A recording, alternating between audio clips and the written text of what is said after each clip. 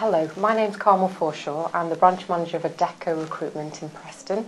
And today I'm going to talk to you about how you can improve your CV and create a good impression.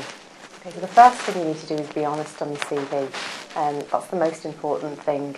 It might be quite tempting to fabricate your qualifications and exaggerate your experience, but ultimately that might make the employer might think that you're more capable than you are and have higher expectations of you.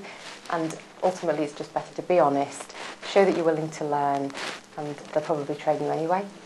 Next tip, keep it short. A good CV should only fit into 1, maybe 2 pages at the most.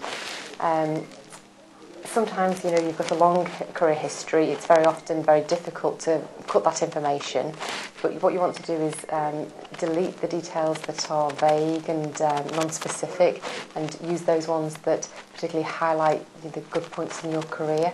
There's no particular format for a CV, but what you want to do is emphasise the good points, perhaps lengthy career history or good grades in your exams. Always make sure that you've researched the company that you're and the job role that you're applying for.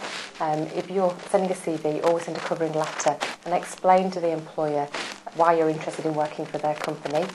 What you also need to do is tailor every single CV that you send to the different job role, because different companies are different, different information will appeal to different companies. So you always write your CV yourself. It's absolutely fine to get hints and tips from other people, but ultimately an employer is probably going to probe and ask questions about specific parts of your CV. And if you haven't written it yourself in your own words, you could lead yourself in, it could be an embarrassing situation. Make sure you spell check your CV. About 40 to 50% of CVs that we receive here have incorrect spellings and grammar mistakes, and there's nothing more off-putting to an employer when they receive them. The best way to do that is get somebody else to check it. Don't rely on spell check, and a fresh pair of eyes will always spot something that you might not have seen before. I've actually got some examples of good and bad CVs here. You'll have to forgive us for the writing on them, but this I would suggest is a poor CV, because look how long it is. We've obviously made our interview notes on there, but I think most employers would be put off by now and got a little bit bored. I might have put that one in the bin. Never ever handwrite your CV, because as you can see it just doesn't look too professional. This is probably a good CV, because as I said before, it's on 2 pages.